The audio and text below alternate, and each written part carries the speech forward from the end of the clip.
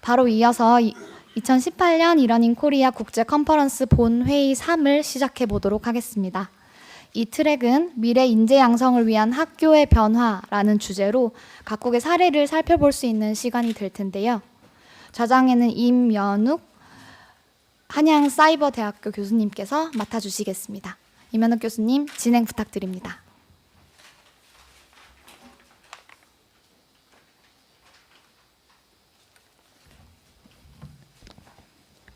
Good afternoon, ladies and gentlemen.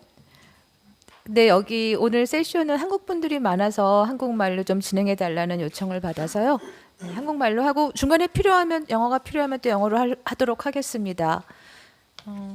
자, 점심은 잘 드시고 세션 준비는 되셨죠, 이제? 네, 자, 시작을 하겠습니다. 우리 지금 세션은 미래 인재 양성을 위한 학교의 변화라는 주제를 가지고 세 분의 귀한 스피커를 모셨습니다. 그 세 분은 첫 번째로 Josh Weisgrove, is it correct? My pronunciation? Thank you very much. 예, 선임 매니저님께서 오셨고요. 그 윤상혁 장학사님께서 서울특별시 교육청에서 나오셨습니다. 그리고 에리코 우에마스 교수님이 무사시노 가쿠인 유니버시티에서 오셨습니다. 이 세 분의 발표를 한 20분에서 25분 정도 각각 듣고 마지막으로 몰아서 한꺼번에 질문을 받겠습니다. 플로어에서 질문을 해주시면 질문을 받고요. 그동안 모바일로 질문을 올리실 수 있습니다. 나중에 패널 토론에서 뵙기로 하겠습니다. 그럼 첫 번째 연사의 발표를 듣도록 하겠는데요. 방금 소개해드린 Josh Weisgrove, 네, Director of Learning Experience at Digital Promise Global에 계시는 연사님이십니다. 큰 박수로 환영해 주시기 바랍니다. 바로 이어서 네 번째 플랜 세션을 시작하겠습니다. 마지막 세션은요, 아주 재미있는 세션이 될 것 같은데요. 4차 산업혁명 시대 새로운 테크놀로지의 교육적 활용, 다양한 사례에 대해서 또는 어떤 전문가들의 전망에 대해서 볼 수 있는 아주 재미있는 세션이 될 것 같습니다. 이 네 번째 세션의 머더레이터는 한국교육학술정보원의 장상현 본부장님께서 진행해 주시겠습니다. 장상현 본부장님을 박수로 환영해 주시기 바랍니다.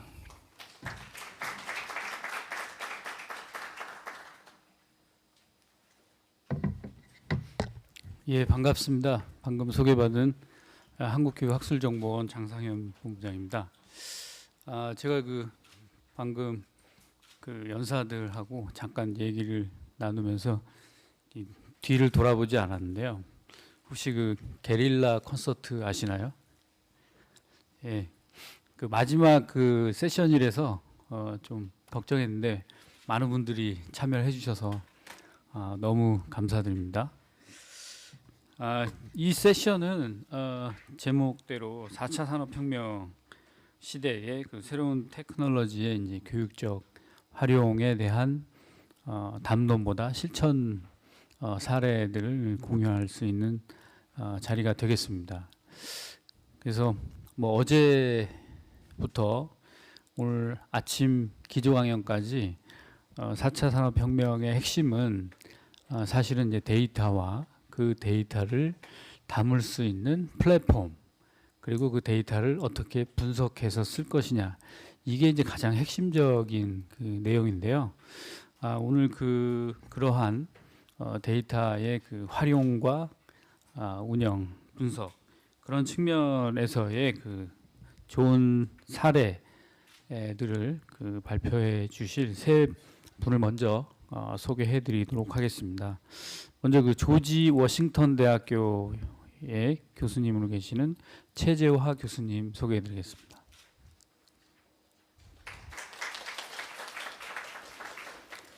네, 두 번째 연사로 미국의 미드웨스턴 하이어 에듀케이션 컴팩트라는 이게 공공기관인데 여기 정책연구본부장으로 계신 아론 혼 본부장님 소개해드리겠습니다.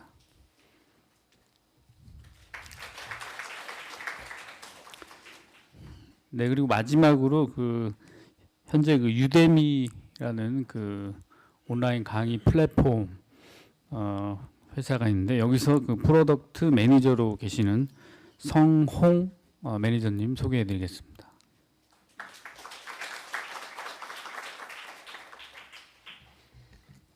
예, 그러면 먼저 최재화 교수님을 모시고 첫 번째 강의를 들을 텐데요.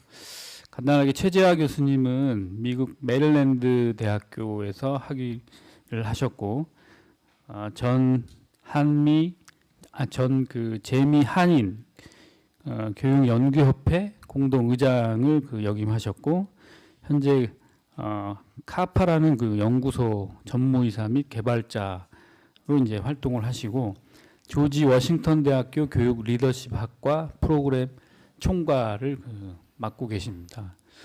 뜨거운 박수로 환영해 주시기 바랍니다.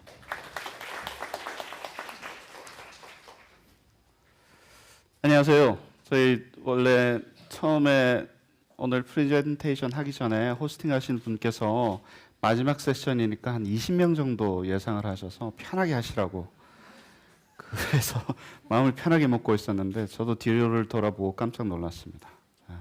일단 여기서 이 그림이 뭔지 모르시는 분 혹시 계세요? 네. 있네요. 네. 이 그림이 한국인이 가장 좋아하는 그 음식. 원래는 테크니컬리 김치찌개죠, 그죠? 김치찌개인데 뭐 김치라고 얘기해도 되니까 김치입니다. 오늘 이야기는 이 김치로부터 시작을 해서 아마 시작이 될 것 같습니다.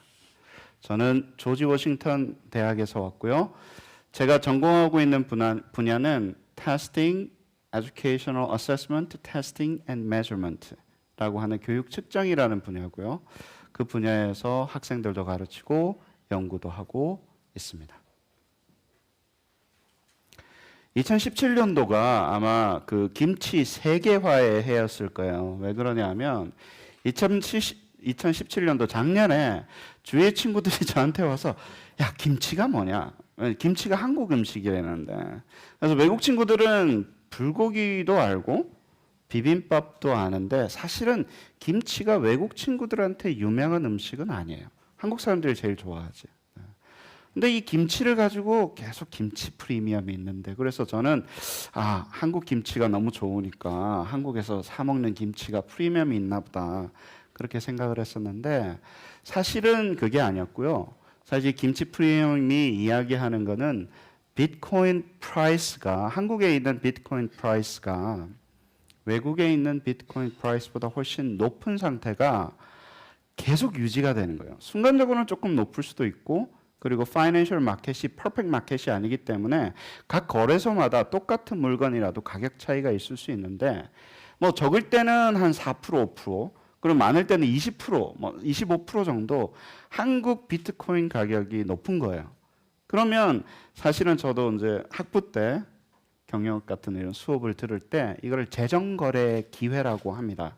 왜냐하면 미국에서 싼 곳에서 사다가 한국으로 보낸 다음에 한국에서 팔면 그 가격의 차이만큼 벌 수가 있는 거죠. 그런데 20%, 40%, 4%에서 20%까지 그것도 한참 동안 몇 달 동안 그렇게 지속이 되니까 비트코인 가격은 관심이 없어도 비트코인이 뭔지 몰라도 이 아비트러지에 대해서 관심 있는 분들은 너무너무 많았고요. 저도 그것 때문에 비트코인이 뭐가 됐든지 간에 이게 웬 떡이냐 그러면서 이 김치 프리미엄을 먹으려고 친구들하고 노력을 했던 기억이 납니다.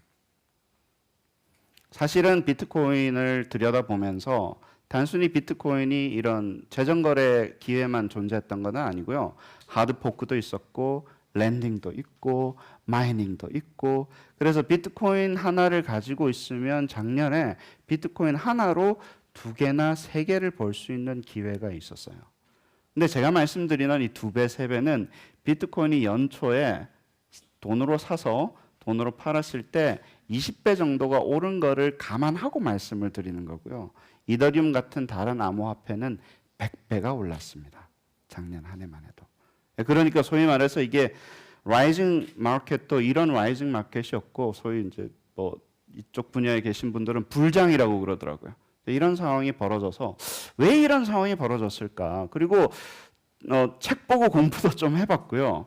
그리고 뭐 전문가들이 카이스트 교수님이나 뭐 다른 학식이 높으신 분들이 얘기를 하는데 결론이 나지 않는 거예요. 이게 왜 거품이고 이게 무슨 문제가 있고 왜 좋고 하는지 사실은 결론이 나지 않는 상태로 작년이 넘어갔습니다.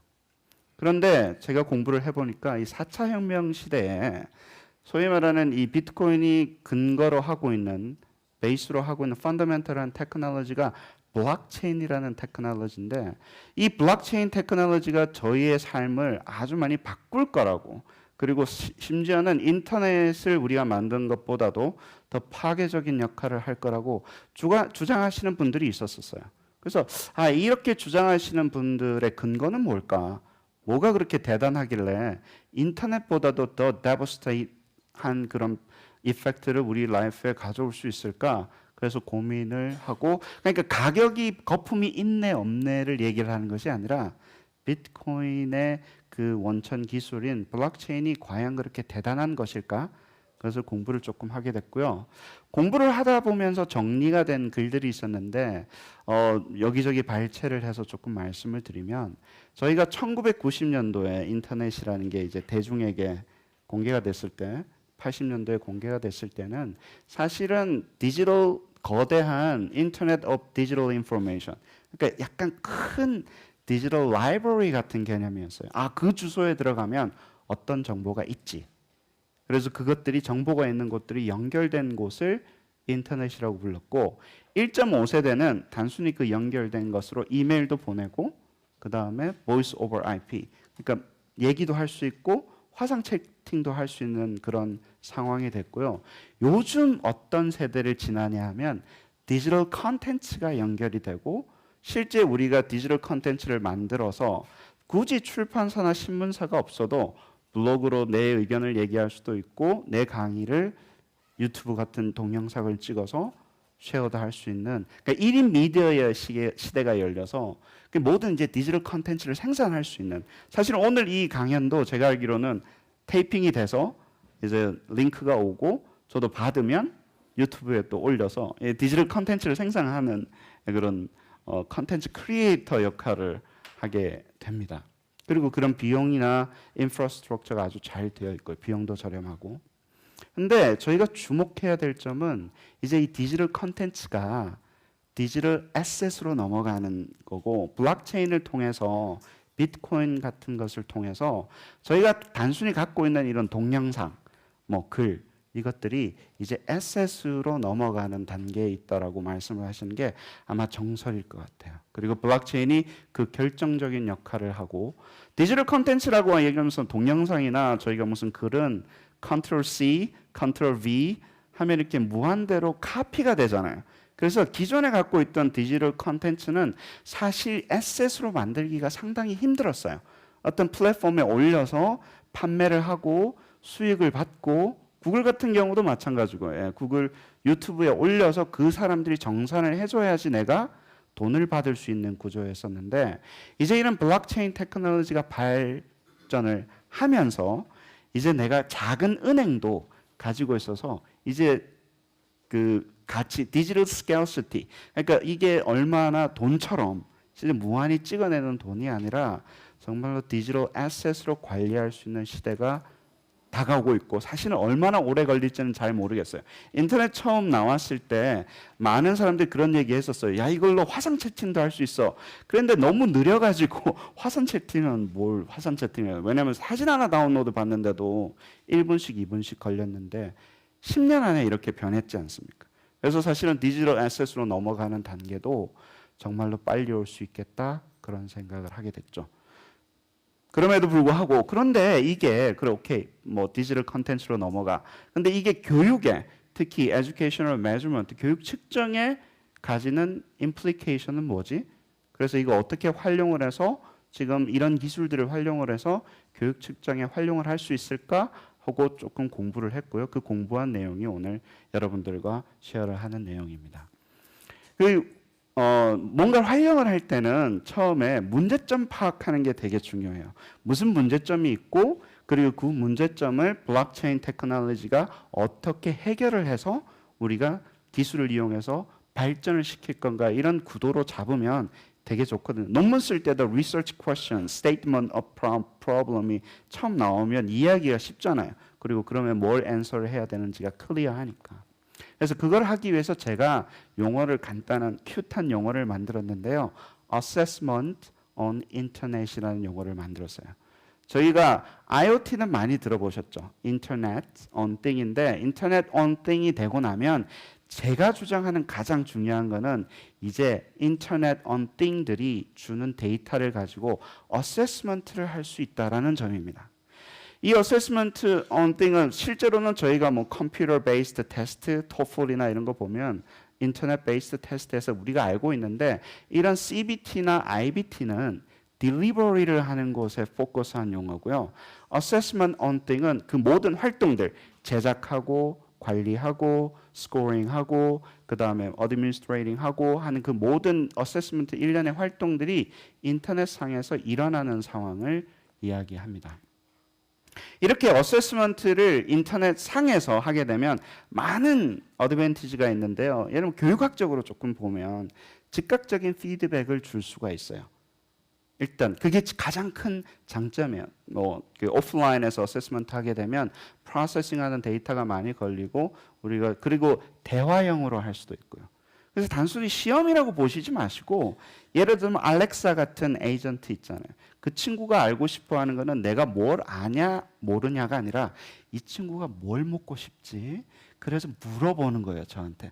뭐 먹을래? 7시인데. 그러면 나는 내가 지금 배가 고픈데 이거 먹을까? 그럼 내가 주문해 줄게. 사실은 비즈니스랑 이 어세스먼트가 연동이 되기 때문에 단순히 시험을 쳐서 이렇게 하는 그 마켓보다도 오른쪽에 어마어마한 마켓이 기다리고 있는 거죠. 그 과정이 사실은 어세스먼트예요. 그 모델링을 하는 과정이. 알아내는 거잖아요.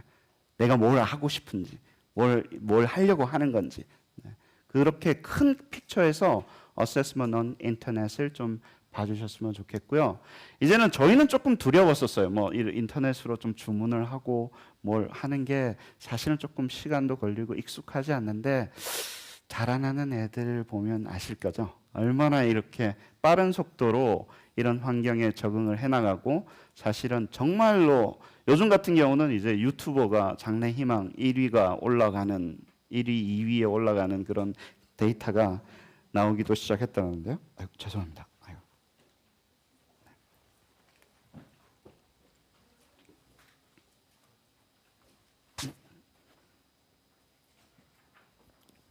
마이크를 달고 있으면서 동시에 한번 해볼까요?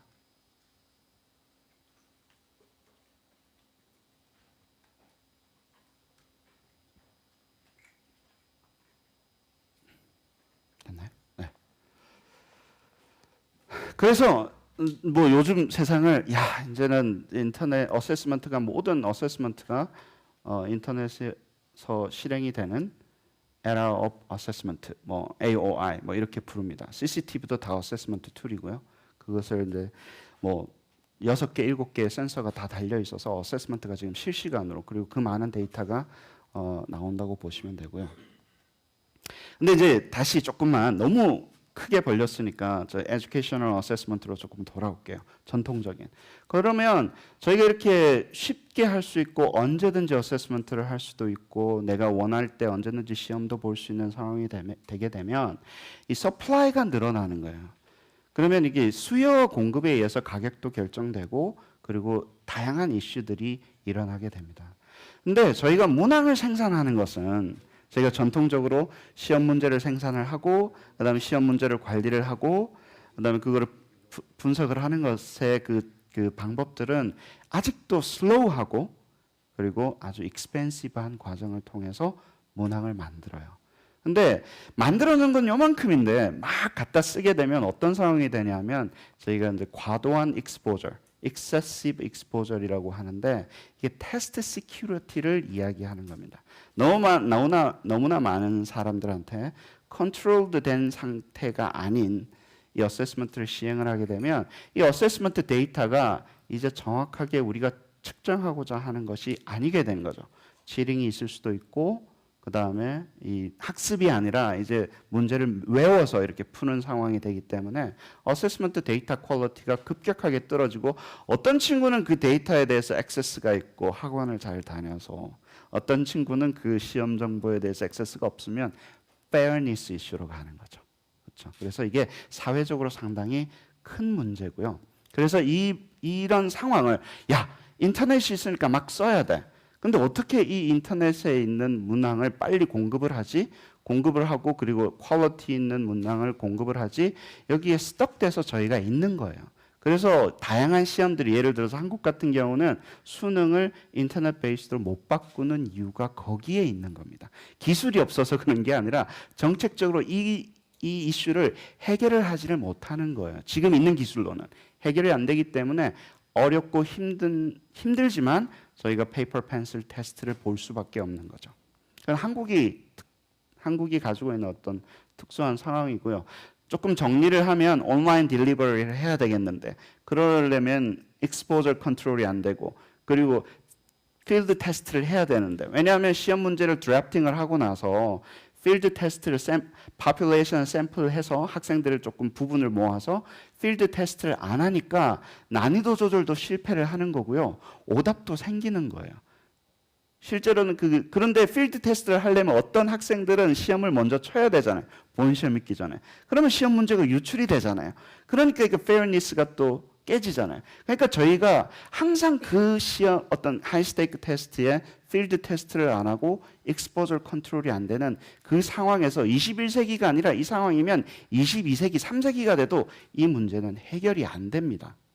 그래서 이 문제를 그리고 이런 문제가 있을 때는 뭐 여러 가지가 있어요. 스탠더다이즈 테스트가 가지는 문제점들, 그다음에 뭐 그 테스트 비용이 올라가고 사교육이 과도하게 되는 문제점들 그리고 선생님들이 그 시험 준비를 하기 위해서 너무 고생하시기 때문에 티칭을 그만두시는 문제점들 테스트 시큐리티를 증가시키기 위해서 학생들이 고생해야 되는 것들 뭐 이런 엄청나게 많은 사회적인 비용을 저희가 지불을 하면서 이 이슈에서 지금 벗어나오려고 노력을 하고 있고 그 중에서 제가 지금 여러분들한테 말씀드리려고 하는 거는 21세기인데 좀 21세기 기술을 이용을 해서 이 AOI 트릴레마 삼각형 사이에서 스톡되어 있는 것을 조금 벗어나 보자 하는 게 제가 지금 연구를 하고 있는 분야인데 그게 오토매틱 아이템 제너레이션이라는 기술이에요. 네, 이 오토매틱 아이템 제너레이션 기술은 한 문항 한 문항을 라이팅하는 것이 아니라 간단해요. 프로그래밍을 하는 거예요. 그래서 프로그램을 해서 프로그램이 안에 있는 그 엘리먼트를 자꾸 바꿔서 다양한 변형이 있을 수 있게끔 그렇게 만드는 그 새로운 어떻게 뭐 코딩 기술이 필요한 문항 제작 방법인데요. 이 숫자가 100경이거든요. 1 quintillion이라는 숫자인데 이 숫자가 의미하는 것은 80페이지 math 워크북이 액세스할 수 있는 QR 코드로 액세스할 수 있는 총 문항의 숫자가 이제 100경이나 만들 수 있는 거예요. 그러다 보니까 이제 문항이 있네 없네 그 중에서 뽑아서 쓰고 하면 테스트 시큐리티도 해결되고 그다음에 문항의 생산 비용도 해결될 것이라고 주장하는 게 저희 오토매틱 아이템 제너레이션을 하는 그쪽 분야의 연구자들의 주장이고요. 그다음에 여러 가지 장점들이 있어요. 여러 가지 장점들이 있어서 제가 며칠 전에는 한국교육과정평가원에 가서 이 오토매틱 아이템 제너레이션이 policy implication이 뭐가 있는지 정책적으로 무슨 의미를 가질 수 있는지 뭐 그런 얘기도 했었고요. 얼마 전에는 어제는 이제 그 teacher 그러니까 선생님들한테 어떻게 평가권을 드릴 수 있는지 그래서 Teacher Empowered Assessment를 이런 기술을 통해서 AIG 기술을 통해서 할 수 있는지 그런 부분에 대해서 프레젠테이션을 했습니다. 오늘은 제가 말씀드리려고 하는 거는 문제점을 말씀드리려고 하는 거예요. AIG를 하려다가 보니까 전통적으로 전 세계에 많은 그 아이템 라이터, 컨텐츠 엑스퍼트 혹은 서브젝트 매터 엑스퍼트들이 문항을 만듭니다. 교수님도 있고 선생님도 있고 그분들이 이제 문항을 만들어서 시험을 만드는데 이제는 코딩을 해야 되잖아요. 근데 그 많은 선생님들이나 문항 제작자들이나 교수님들이 코딩을 할 수는 없어요. 코딩 능력은 없어요. 날리지는 있으신데, 그리고 막 이렇게 글 쓰듯이 문항을 항상 만들었기 때문에 코딩하라 그러면 못 하시는 거예요. 그러다 보니까 어떤 상황이 됐냐면 기술은 너무 좋은데 이걸 해야 되는데 아직도 더 익스펜시브하고 더 슬로우하고 더 클럼지한 상황이 된 거예요. 사실은 이거는 우리가 자동차를 개발을 해놓고 야 자동차야 빨리 달려. 그래서 자동차의 스피드를 매저를 해야 되는데 말들이 다니는 길에다가 자꾸 자동차를 왜 이렇게 느리냐, 왜 이렇게 일을 안 해라고 테스트한 것과 같아요. 왜냐하면 자동차가 달리려면 paved road도 있어야 되잖아요. 길이 깔려 있어야 되잖아요. 스피드를 내려면. 그리고 가스 스테이션도 있어야 되잖아요. 말은 타고 가다가 그냥 풀어놓으면 풀 뜯어먹고 또 가면 되는데 자동차는 끌고 가다가 가스가 떨어지면 그냥 고철이 돼버리는 거예요. 그래서 이 상황을 어떻게 말씀드릴 수 있냐면 뉴 테크놀로지가 일을 하려면 뉴 인프라스트럭처가 있어야 되는 거죠. 지금 전통적인 방법으로 AIG라는 기술을 가지고 하려면 아이템 라이터를 아이템 코더로 바꿔야 되는데 이 비용이나 시간이 너무 많이 걸리는 거예요. 그리고 전통적인 방법으로 선생님들이 문항 출제를 하면 안 되기 때문에. 그래서 이것을 어떻게 해결을 할까? 그래서 또 21세기 기술을 들고 나온 거예요. 그 기술이 바로 크립토 테스트라는 그 기술을 활용한 것이 크립토 테스트라는 것인데, 그것은 뭐 데피니션만 말씀드리면 Digital Assessment Platform Empowered by Blockchain Technology라는 겁니다. 사실은 오토매틱 아이덴티피케이션을 하고 싶었는데 인프라스트럭처가 없으니까 인프라스트럭처를 만들고요. 인프라스트럭처를 만드는 가장 핵심 기술로 블록체인을 거기다가 얹은 거예요. 그래서 두 가지 기술, AIG와 블록체인이 합쳐져 있는 기술이라고 보시면 됩니다. 블록체인이 뭔지 이렇게 막 설명을 정말 잘 드리고 싶은데 사실 저는 블록체인을 막 이렇게 잘 설명드릴 만한 전문가는 아닌데 데이터베이스 같은 거예요. 지금 쓰는. 근데 데이터베이스를 누가 쓰고 누가 바꾸고 누가 지우고 하는 그 권한을 데이터베이스 관리자가 가지고 있었어요. 옛날에는. 그래서 그 데이터베이스 관리자가 지우고 뭐 애드하고 그다음에 뭐 바꾸고 조작하고 싶으면 언제든지 바꿨던 거예요. 저희 은행 장부도 마찬가지예요. 사실은 은행에 어떤 은행이 바꾸고자 한다면 저희 은행 계좌도 바뀔 수가 있는 거예요. 그 사람이 조작하려고 하면 그 힘을 가지고 있는 사람이. 그런데 이 블록체인은 그 바꾸고 애드하고 딜리트하는 그 권한을 네트워크에다가 디스트리뷰트된 시스템에다가 줘버려서 아무도 함부로 바꾸고 조작하고 매니플레이트 못하게끔 되어 있는 거대한 데이터베이스라고 보시면 됩니다. 그러니까 아주 중요한 정보를 거기에 올리는 거예요. 그리고 이 세상 살면서 가장 중요한 게 뭔가요? 우리가 살면서 물론 이제 있죠. 종교적으로 얘기하면 중요한 게 따로 있죠. 근데 비종교적으로 얘기하면 사람들이 일반적으로 돈이 제일 중요하다고 그러잖아요. 그래서 돈 왔다 갔다 하는 장부 먼저 여기다가 올려놓고 사람들이 사용하는 거고, 그렇게 잘 분산돼서 아무도 못 건드리고 아무도 이거를 빼앗지 못하고 그리고 스탑 시키지 못하는 그 가장 잘 만들어진 장부가, 그 블록체인 장부가 그 장부 중에 가장 뛰어난 게 비트코인인 거라는 것을 알게 된 거죠. 여러 가지 블록체인이 있더라고요. 꼭 그렇게 하지 않아도 정부가 운영하는 블록체인이 있을 수 있고요. 그다음에 회사가 운영하는 블록체인이 있을 수 있고, 근데 정부가 운영하면 우리가 정부를 믿는 거고요. 회사가 운영을 하게 되면 아마존이 운영을 하거나 구글이 운영을 하면 우리가 구글을 믿는 거예요. 아, 그 친구들 잘 보호를 해주겠지. 근데 어떤 경우는 아무도 못 믿어. 사람이나 개인이나 그런 거 없이 전 세계에 디스트리뷰트 되어 있는 것을 그 Ultimate Decentralized System이라고 그러고, 그렇게 됐을 때 블록체인의 그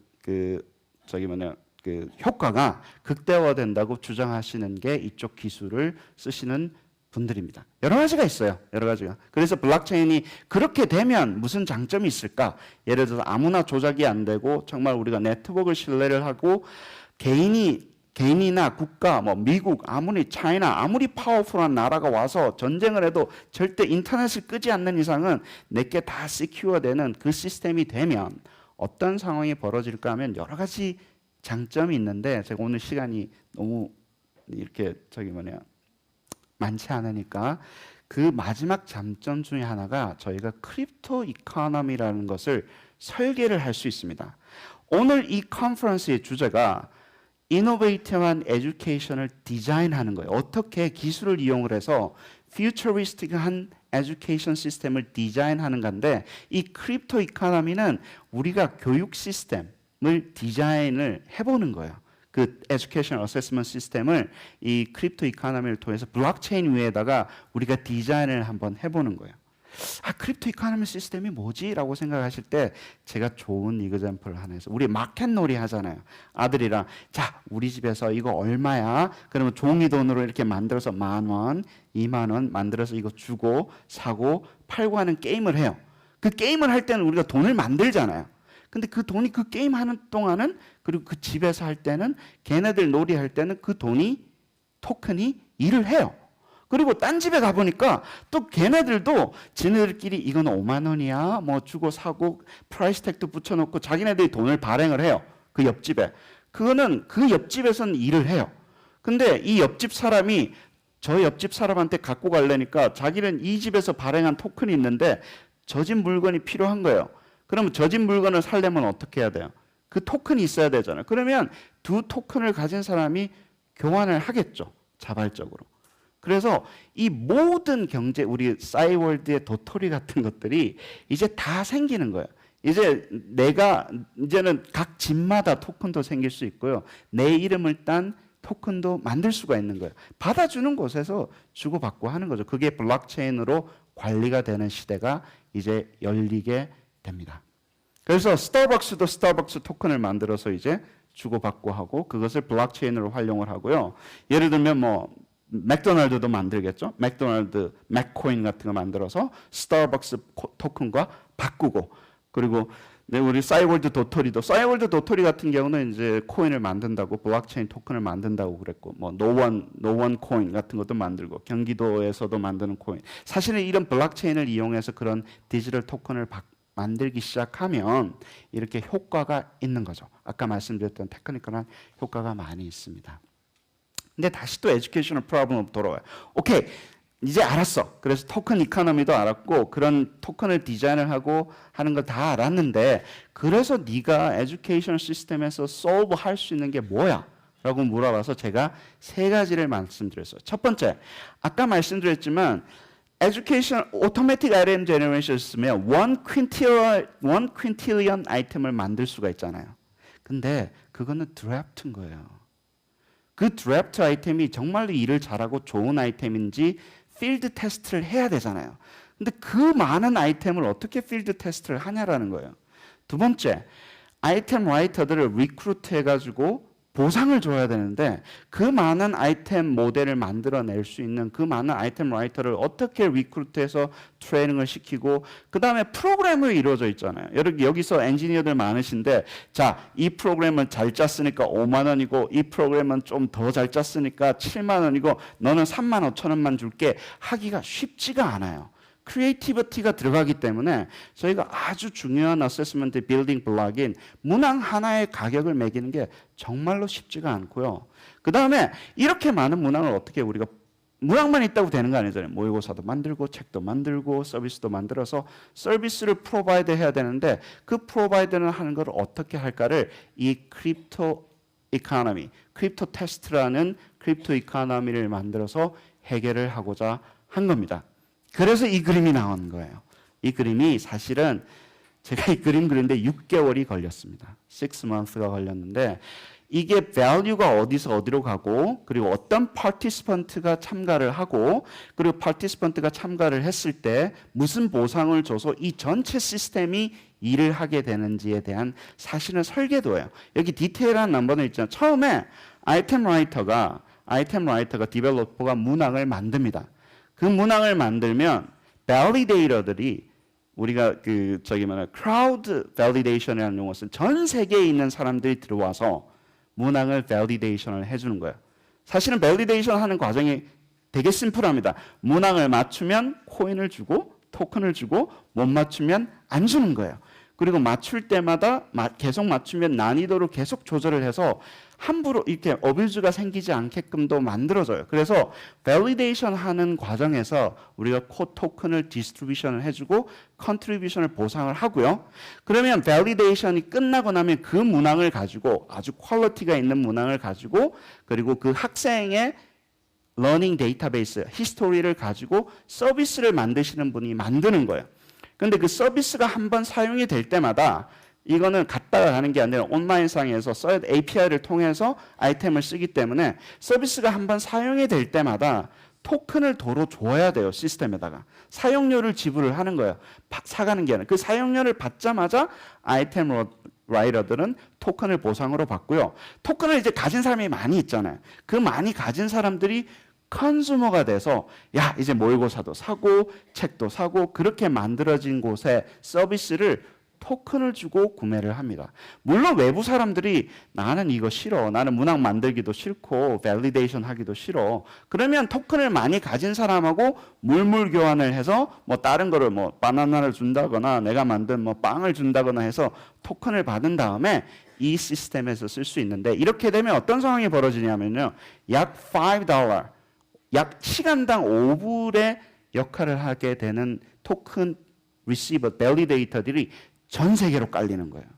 그리고 그렇게 만든 서비스들이 전 세계에서 올라가는 거고 아이템 라이터들도 크라우드 리크루팅이야. 전 세계 사람들을 아이템 라이터로 리크루팅을 할 수가 있는 아주 아름다운 상황이 벌어지는 거죠. 그래서 이것을 크립토 테스트 토큰 이코노미라고 제가 이름을 붙이고 이 전체 시스템을 돌리는 거죠. 아까 지금 뭐 아이템 밸리데이션을 수도 마이닝이라는 컨셉으로 하고요. 아이템 모델 크리에이션을 라이센스나 페이먼트. 사실 아이템 모델을 디지털 에셋으로 보는 거예요. 노래처럼 보는 거예요. 우리 노래를 만들고 나면 노래방에서 노래 부르면 정산해 주잖아요. 그 시스템을 블록체인으로 사용을 하는 겁니다. 그리고 서비스 서플라이도 마찬가지예요. 저희 시스템을 쓰게 되면 이 플랫폼에 서비스를 하게 되면 문항을 돈 주고 안 사도 돼요.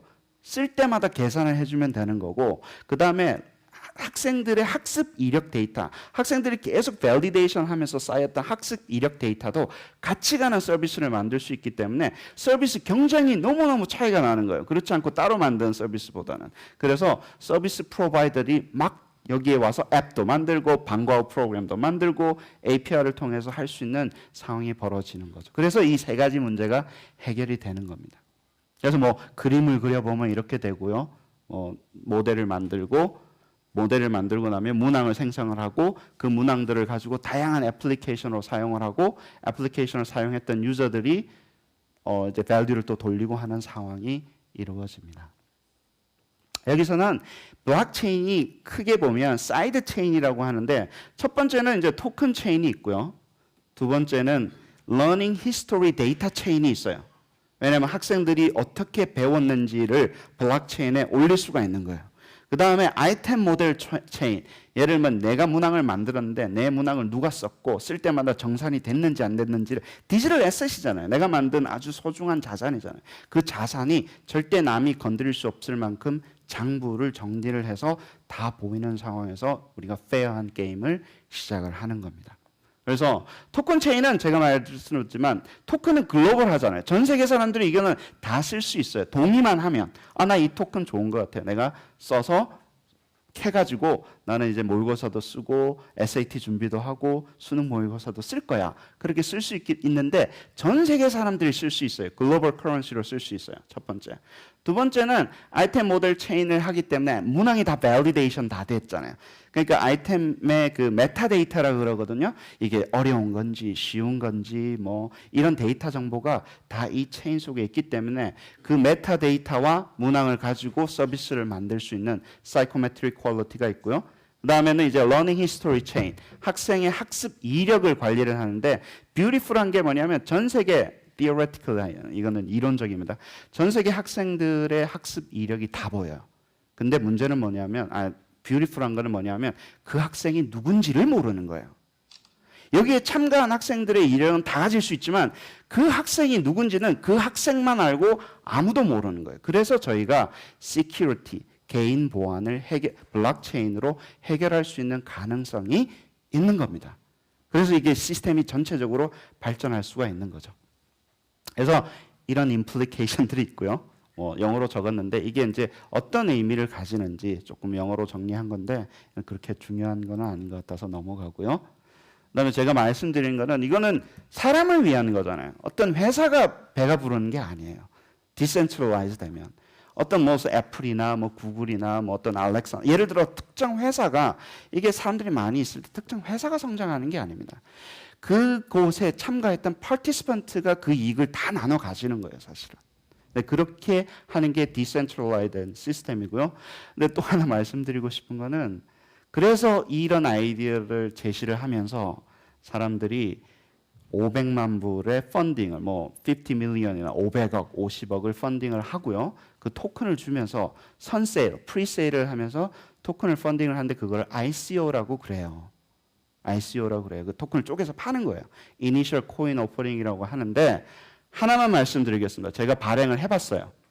ERC20 토큰을 10억 개를 원가가 $5입니다. 5불이면 여기 계신 분들 누구나 10억 개 토큰을 발행할 수 있어요. 근데 사람들이 나와서 이거를 1000만 배로 프리세일을 하는 거예요. 5불에 만들어 놓고 아이디어를 붙인 다음에. 그래서 스캠이라고 그러는 거예요.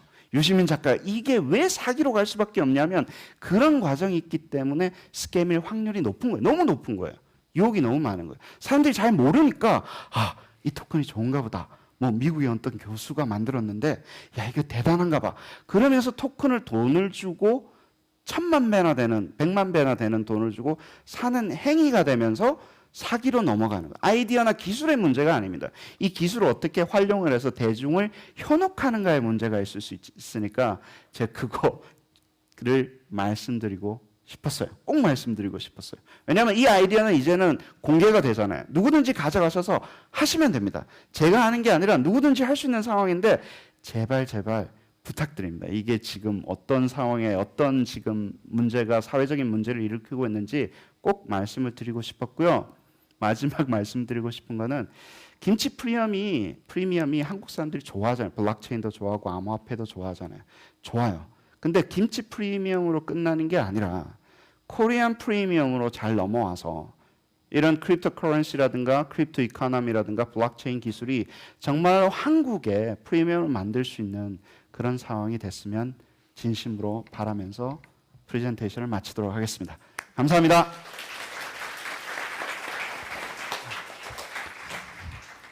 예, 좋으신 말씀.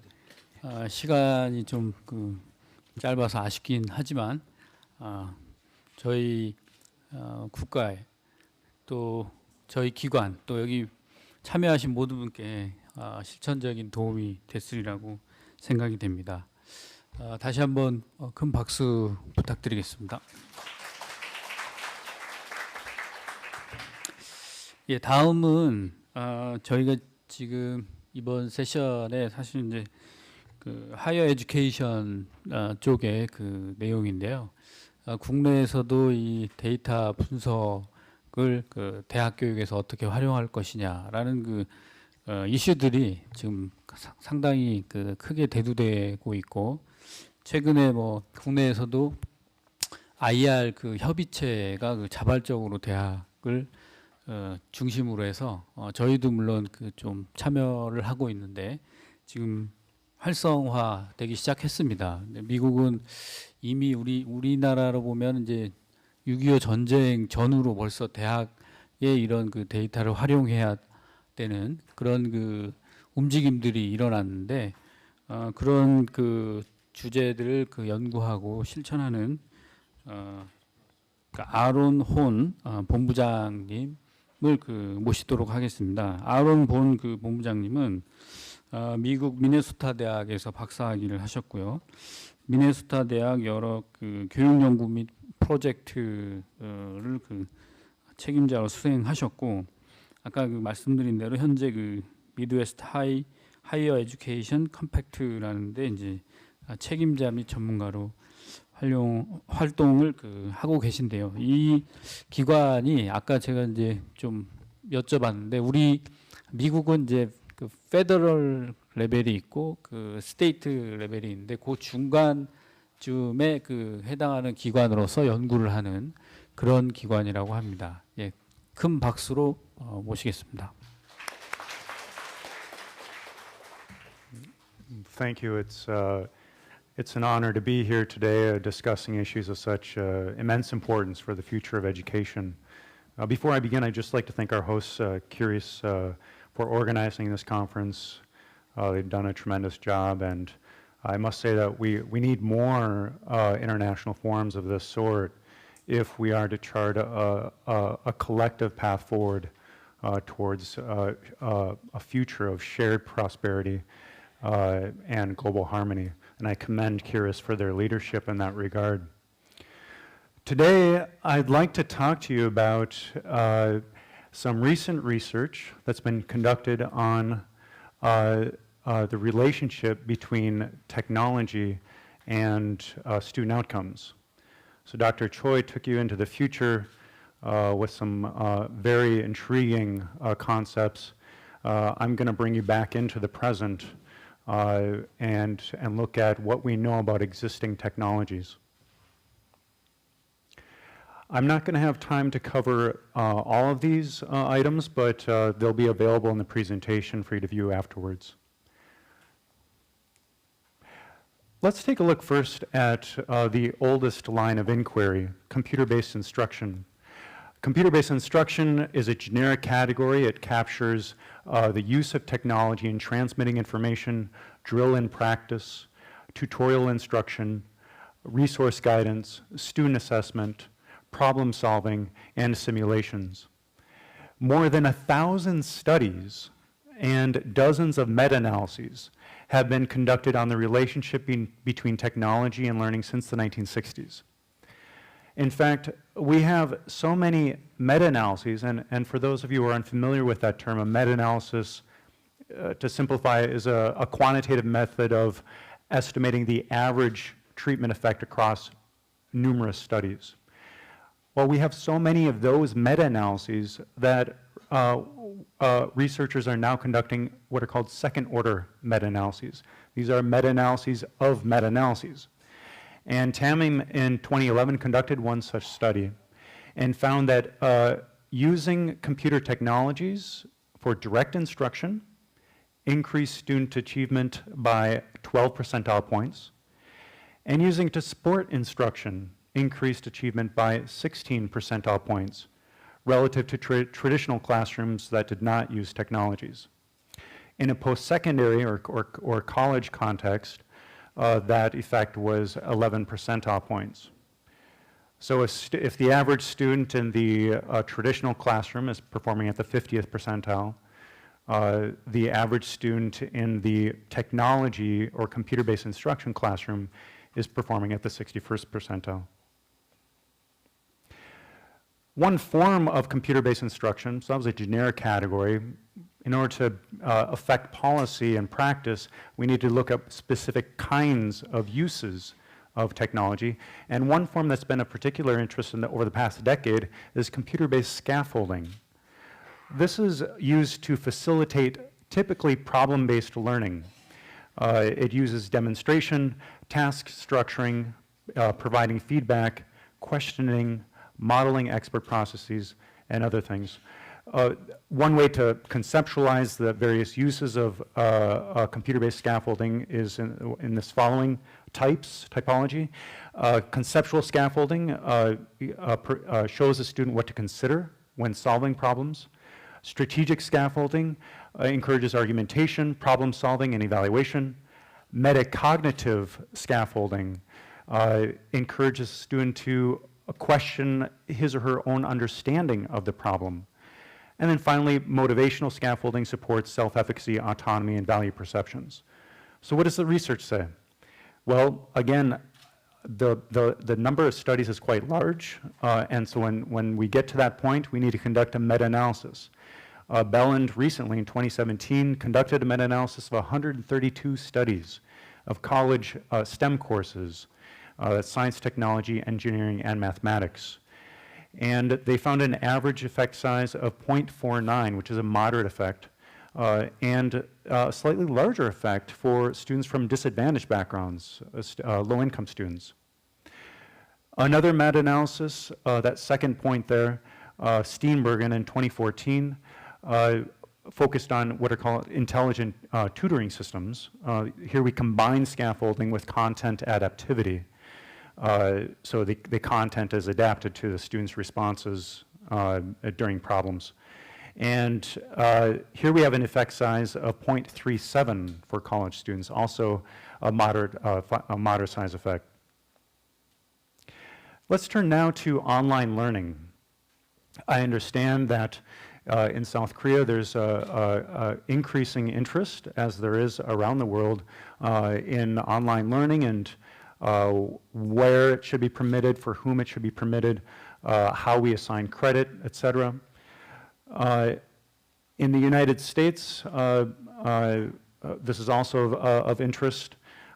Research globally generally looks at pure or complete online learning platforms, hybrid formats where between 30 and 80% of the content or student experience is online, the other part is face-to-face, and then MOOCs, massive open online courses. In the United States, we have relatively significant diffusion of online learning, depending upon the survey that you consult. Between 27 and 33% of college students take online courses, though 5% of bachelor's degrees were from purely online programs, so a minority there. Online technologies, as you're aware, offer three potential advantages: communication, convenience, and cost. Communication, online technologies provide alternative means for communication, thereby expanding the potential opportunities for learning. Convenience, online platforms can promote access to higher education for students who maybe cannot attend institutions in face-to-face format. And finally, many have touted the potential cost savings. But I'll note right now that the startup cost for producing a single high-quality course has been estimated at $1 million on the high end, and on the low end has been at $200,000 to $300,000. Let's look first at this question. We hear it very often that online learning is going to expand access to higher education. Well, when we're talking about that question, we're asking whether students are simply taking online courses instead of face-to-face. Is it just another option for them? Or does online education attract students who would not have enrolled otherwise? There's one rigorous study that has addressed this question, of which I'm aware, and this was Goodman in 2016. They examined Georgia Tech's online master's program in computer science. Now, Georgia Tech in the United States is one of the country's top computer science programs. And just some background on their online master's program: tuition is $7,000 compared to what students can pay in the face-to-face program, up to $45,000. They use the same program title as the in-person program so that employers cannot discriminate against graduates from the online program. 30 courses were created for that program, each with a production cost of $200,000 to $300,000. And interestingly, in 2015, the program yielded net revenue of $2 million. Not bad. But does it expand access? Well, to examine this question, Goodman compared enrollment outcomes among students just above and below a GPA threshold. So that's a student achievement admissions threshold. And when we use that sort of design, a discontinuity design, we we can assume that the students right above and below the threshold are virtually the same in all relevant respects. And so we can have a great deal of confidence in causal inference drawn from any effects that are detected. So they found, however, that applicants above and below the threshold did not differ in the likelihood of enrolling in a different program, a program other than the online one. In other words, those who were rejected did not enroll anywhere. So this suggests that this particular program, at least, did in fact expand access. It gave access to students who didn't have options. And when we look at the typical student in that program, they tend to be mid-career, older adult, and in fact, they looked at nationality, they tend to be American. When we look at the typical student or typical applicant in the face-to-face program, they tend to be younger, recent college graduate, and they tend to be non-American. In fact, if I recall correctly, from India or China. Now, the last point is interesting too. Goodman made some projections, and based on the expected completion rates, they estimated that the number of master's degrees in computer science will increase nationally by 8% per year because of this program.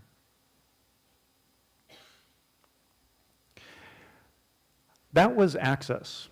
Now, if we expand access to a product of inferior quality, that's a problem. Goodman didn't look at quality, but other researchers have.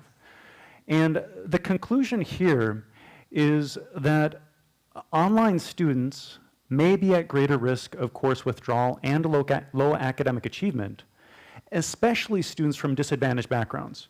And in the US, we typically measure disadvantage in terms of income, race and ethnicity, what's called first-generation status, so that is whether the student was the first person in their family to go to college, and academic preparation. Let's look at a couple of examples. Zhu and Jagers in 2013 examined the effect of course delivery on course completion among 18,000 students at 34 two-year colleges in Washington State. Now, a two-year college or community college in the US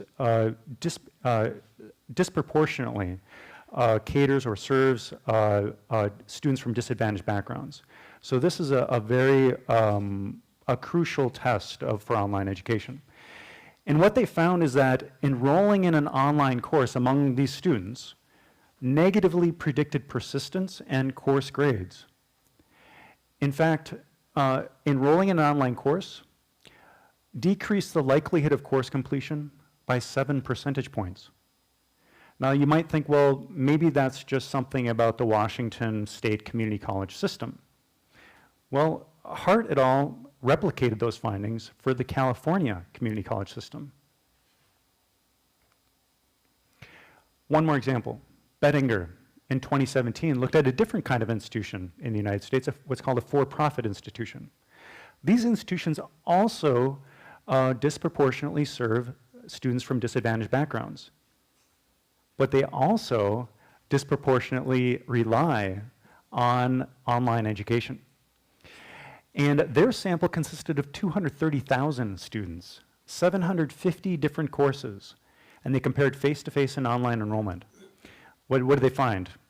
Online course taking produced a 0.44 grade point reduction in the course. Student achievement decreased. A 0.15 grade point reduction for the next term. 9% students who took online courses were 9 percentage points more likely to drop out of college by the next term. And most interesting, the size of the negative effects increased as prior student achievement decreased. So students with the least academic preparation were most likely to suffer the negative consequences. And in fact, they, in their test of moderation, they found no effect of online enrollment on high-performing students.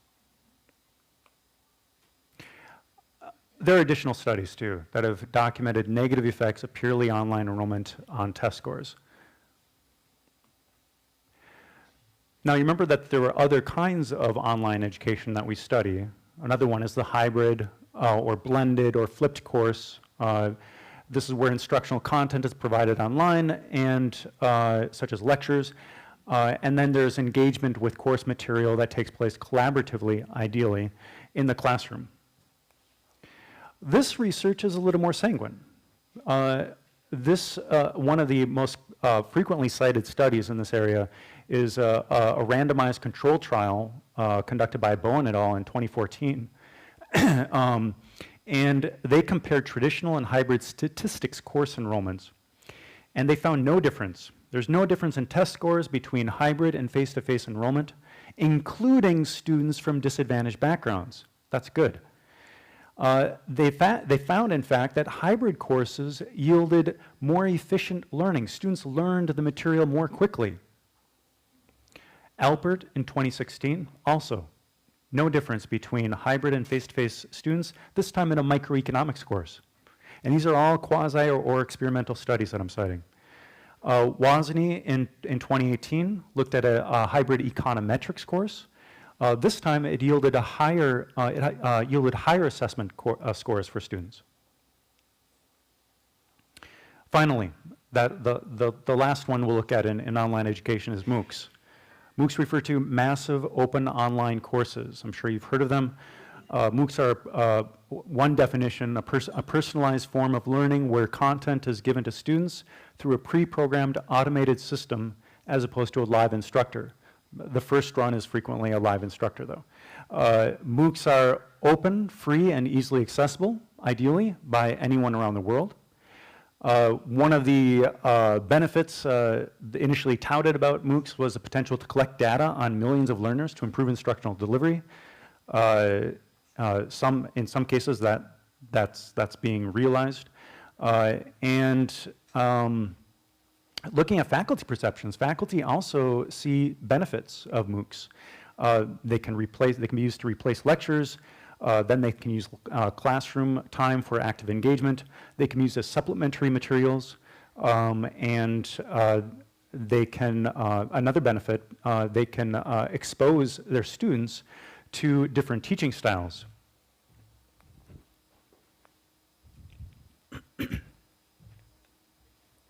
Now, when MOOCs first came on the stage, as I recall, in 2011, there are many predictions about the vast transformation of higher education. Many suggested that some institutions would not survive. My agency, we hold an annual policy forum, and that year the topic was MOOCs, and there was a great deal of excitement in the air. But in the end, it didn't quite work out that way. But many still see MOOCs as a potentially useful educational resource. So I'm going to look at one study, the largest study on MOOCs that used some statistical controls. This was the use of MOOCs in statistics, pre-calculus, computer science, and communications hybrid courses in the University of Maryland system. And a couple interesting observations. There was significant faculty investment to redesign their courses to accommodate these MOOCs. These MOOCs, as I recall, were from Coursera. And they invested an average of 100 hours just to redesign their courses so that they could use the MOOCs. But they did find no differences in pass rates or assessment scores, traditional versus hybrid. So that's consistent with what we know about hybrid courses. Students in the traditional course did, however, report greater learning gains. So in the face-to-face format, students believed that they had learned more than students in the hybrid course. There were some implementation challenges cited in the study. Content fit. As I mentioned, the instructor needed to design the course around pre-existing MOOC. That turned out to be quite challenging. One possible solution is to allow for flexible use of discrete MOOC modules, if you will. It's not clear how feasible that is. Intellectual property was another challenge. There were a lot of questions about who owns the hybrid course once you use a MOOC. What if the professor goes to another institution and then creates another MOOC or another hybrid course with a MOOC, and then they're competing? Those are some questions there. Will MOOC content be free and available for modification? And then finally, integration of MOOC platform within campus technology. If you're using a MOOC from an external source, it may or may not be easy to integrate with your existing learning management systems and other technologies. So I'm just going to skip this section and go, I'm running out of time here, and go to some recommendations, some conclusions.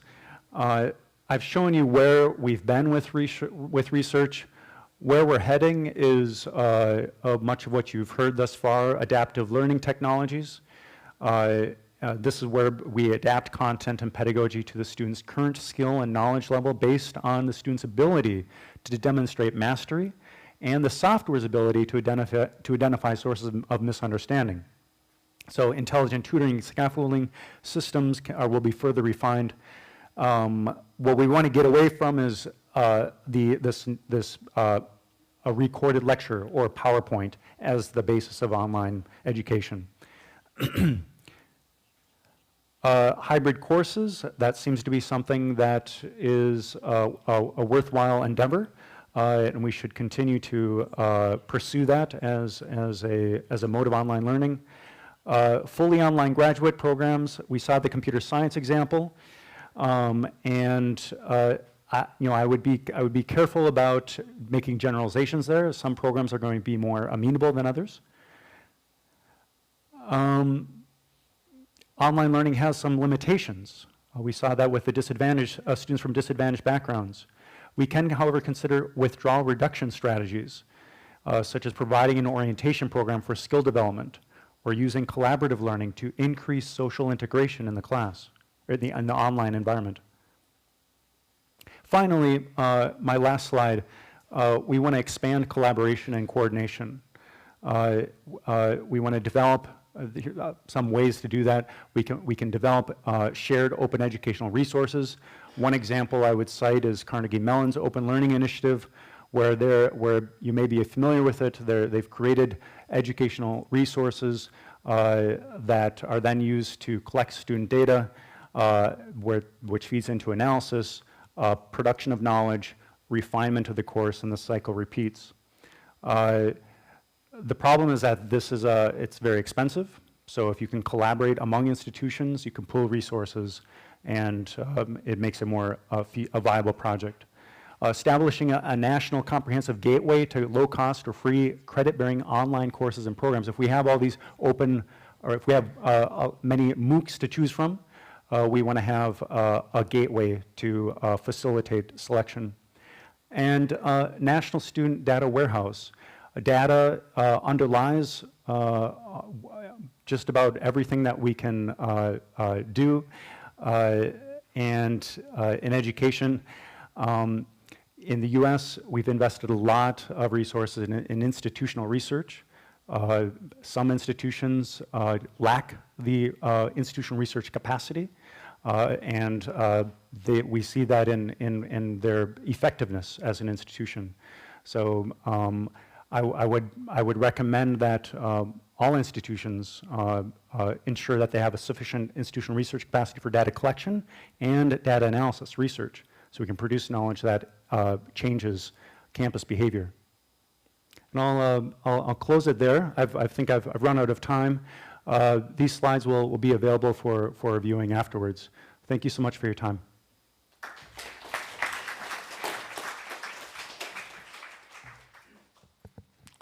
예, 감사합니다. 오늘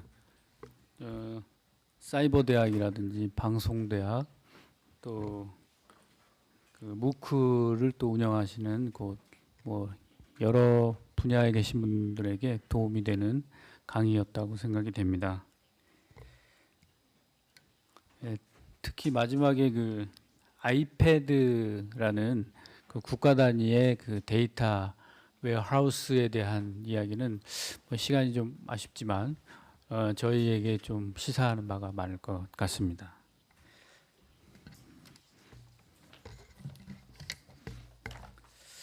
네, 그러면 이제 진짜 그 마지막 그 연사이신데요. 저희가 그 데이터들을 이제 모으는 곳을 이제 플랫폼이라고 하는데 최근에 한국에서는 이제 그 유튜브를 이제 갓튜브라고 해서 모든 문제 해결을 동영상으로 해결을 많이 하려고 하는데요. 아마 이 유데미 그 플랫폼이 교육 쪽에서 유사한 역할을 할 것이라고 그 생각이 됩니다. 강사님은 그 현재 유데미의 그 프로덕트 매니저고 프로덕트 비전 클럽 설립 및 고문을 그 하고 계시면서 우리 그 정부에서 현재 지금 추진하고 있는 나노디그리 및 온라인 학습 그쪽의 그 전문가입니다. 큰 박수로 환영해 주시기 바랍니다.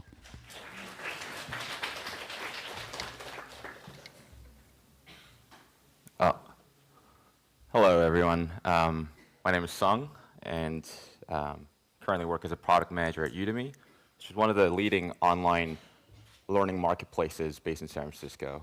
And today, I'm going to talk about the emergence of large-scale online platforms and how they've been shaping the concept of education. Before we dive in, just wanted to take a moment to actually explain a little bit about what Udemy does for those who aren't as familiar. So Udemy is a leading global marketplace for learning and teaching. So we have about 24 million students in 190 countries, and there's about 80K courses in 50 different languages. And these numbers across instructions and students, they're just continuously growing. And we also have a thriving B2B business. Leading companies like Apple, JP Morgan, Lyft, these companies are all using the content hosted on Udemy to retrain and upskill their own employees. So without further ado, I'm going to dive right into the presentation. Today I'm going to talk about three main things about this. So first, I'm going to start off by providing a little bit of context of how large-scale platforms have came about. And second, we're going to look at how these platforms have impacted education to date. I'm going to close off with how they'll continue to impact the future of education. So it's just a reminder of the world we live in. 4 billion people are connected online. This is well over half the entire population of the world. So there's virtually a parallel world that exists online. The increase in reach of internet has provided more useful things to be able to be done online. So like we've seen the emergence of other platforms that start connecting people over specific services like Airbnb, Uber, and the reach is continually growing. We're definitely seeing the same trend in the lifelong learning education space. Udemy, Coursera, Udacity, Khan Academy, combined, they have over 100 million students in 190 countries. This is excluding YouTube, which is arguably the largest learning platform in the world. And these numbers are only growing. So it's really no surprise that the biggest impact these platforms have brought is unlocking access to education at a global scale. Students are no longer confined in lecture halls to learn what they want to learn or from who they learn. We're really going into a world where the world's best teachers are not always found in traditional classrooms. And I want to go a little bit deeper about how unlocking access has impacted the way we learn. I think there are three key areas that has profound impact. First is what we can learn. Virtually, we can learn anything we want online. I think a lot of these are also enabled by the way these platforms have been creating content to teach people. Udemy, for example, is an online marketplace where anyone can come online and publish a course to satisfy student needs. The huge advantage of this is it's essentially letting the market satisfy the learning needs that's been rising from the market. I'll give you an example. Last year, we all know cryptocurrencies, Bitcoin has been one of the most popular topic everyone wanted to learn. Guess what one of the main platforms people came to learn? It was Udemy. Why? Because it was essentially the only platform where they had content. This is only available because Udemy's different from like a traditional organization where there's a centralized org determining, hey, what we should teach, who should teach. By the time that goes through all that chain, technologies have already changed, and traditional institutions are already behind in teaching what the market needs. So this is a good example of how large-scale platforms are fast and continuously serving the learning needs of our society. And second is obviously from who you learn. With few clicks of a button, now you can have access to computer science classes from Harvard, machine learning classes from Stanford without being enrolled in these institutions. And lastly, we can learn all these content on demand, anywhere, anytime, at a very low cost. Fundamentally, these are changing people's lives. I think we talk a lot about the future of education and technology, but just taking a step back on just even unlocking access, I want to share a little bit of stories of how these are changing people's lives. So meet Muhammad. He's an actual Udemy student. He's a Syrian refugee who moved to Germany. When he moved, he didn't have a job, he didn't have money, he needed to figure out how to live in Germany. He was a musician by training. However, one day he stumbled upon a Udemy ad saying that, hey, you can learn programming in $10. One thing led to another. He's a programmer in Berlin, Germany, making a very high salary. It's pretty incredible that unlocking access are changing people's lives every day. And what's more incredible is, like I said, there's over 100 million students enrolled in these platforms. This is happening globally at one of the fastest rates we've ever seen. I think the picture's missing, but we're also seeing this on the instructor side. It's not just as a learner, but as a teacher. There's Rob Percival, who was a high school math teacher in England who was passionate about web development. And one day he found out about Udemy, and he's like, hey, I want to share my passion for teaching, uploaded the course. One thing led to another. In a few years, he's taught over 1 million students in over 190 countries. Now he's full-time online educator, but it's quite crazy how just a high school teacher have taught more than any other traditional teachers might have been able to teach in their entire lives. So we've seen how platforms have impacted education to date. So let's look at how they might impact into the future. One thing for sure is these platforms are going to grow. They're going to grow fast. The graph on the left side is a simple graph of the user growth on Coursera. Pretty much year over year, they're doubling. They're doubling the millions. On the right side, what we're seeing is there's growing demand on the marketplace, but we're seeing companies being extremely interested in how they can leverage these web-based, video-based platforms to retrain their employees. Famously, AT&T has committed $1 billion to retrain their employees through web-based teaching platforms. They've partnered with Udacity and Coursera to teach their employees. So what does this all mean? More people, more growth, more adoption. Obviously, there's going to be more data. And you can talk about data in a lot of different ways, but what's really interesting is a lot of these data generated on these learning platforms are learning-specific data. So we have understanding of what people learn, how people learn. And we can really start leveraging these foundations to create these personalized learning experiences. I think there's a lot of great theories, a lot of great applications happening at a experimental scale, but I think we're seeing a true platform where we can actually test this at scale and see what actually works. And when I talk about personalized learning, I'm not just talking about how to best learn a subject, but I think what's interesting is these platforms are going to slowly help answer what to learn.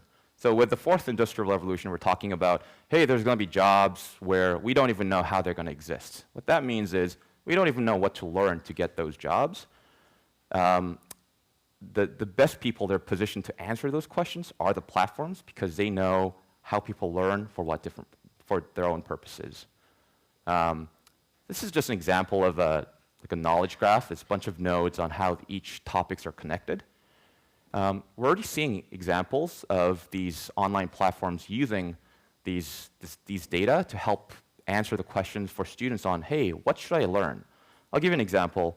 So data science, which is a relatively new occupation that came about with the increase in data, so people had to figure out how to deal with data.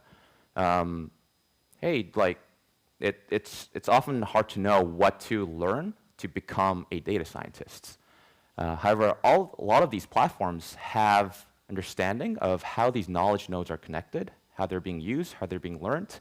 They can help answer people, hey, if you want to be a data scientist, go learn Python, you should learn a little bit of data analysis, you should need R, you should learn data mining. So I think the big thing here, we're already seeing signals of platforms being able to create a personalized learning path based on individual student needs, which is very exciting. So with more people using it, more personalization, higher quality education, we're ultimately going to see a world where online learning could be a new form of expressing expertise in certain areas. It could be a new form of expressing credentials. I think online platforms are better positioned to satisfy this need, especially because we're all talking about, hey, the world is changing fast. If world is changing fast, you need to learn new knowledge. And the gap between when there's a knowledge need and where there's a course, we're talking about platforms being the fastest way to serve those needs. That means more people in the lifelong learning space are going to resort to online platforms because that's the only place they can learn these skills. And when that becomes the only place to learn, that's where that's the closest thing you can signal that, hey, I have knowledge in this new technology. Obviously, with new forms of credentials, we're going to see more cases where people are able to unlock economic opportunities through these online platforms. We're already seeing, as we see this trend where employers are hiring based on skills rather than traditional degrees, we're going to see more and more adoption of possibly looking at online education credentials as a way of evaluating candidates. So leading companies like Google, Apple, Starbucks, IBM, they're officially no longer requiring formal degrees to apply to jobs. I mean, I think they mean that they're not necessarily looking into it, but they're saying that, hey, it's not a formal requirement for candidates to step into their doors. I think there's a famous example, a guy named Michael Saylor. He was a high schooler when he first got a job at Facebook as a software engineer. He built a lot of apps on the side, and Mark Zuckerberg saw him. He's like, hey, you're a good software developer. I'm going to hire you. He then became a product manager. He's now at Google, and I think he's like 22 years old. So I think we're seeing more skill-based hiring just because of the nature of how the world is evolving. People need to learn new skills, and that's how companies stay competitive.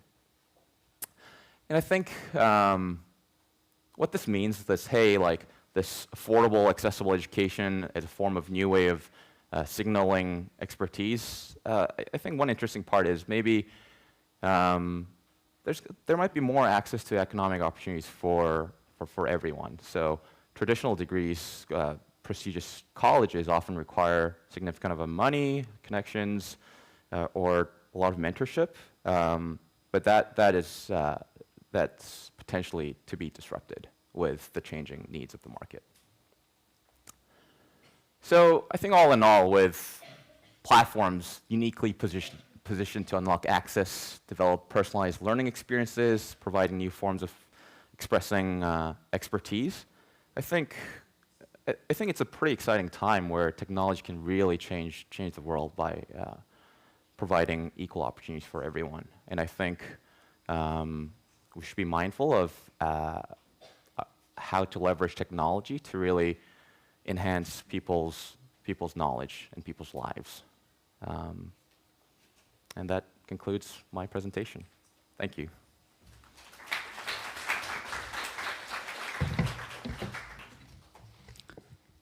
예, 그 유데미의 그 운영 철학이라든지 현재 운영 상황 그리고 앞으로의 그 우리 그 데이터 분석가들이 해야 할 일 뭐 이런 것들을 좀 자세히 알 수 있는 좋은 기회였습니다.